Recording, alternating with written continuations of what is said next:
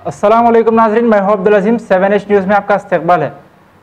Chandanagar police station limits में एक पुराने घर को तोड़ने के दौरान 2 लेबर पर छत गिरने की वजह से एक जख्मी है और दूसरा मौके पर ही फौत हो गया।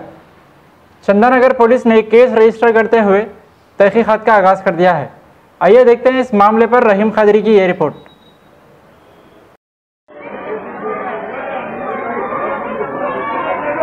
हेलो ब्रदर, चाहिए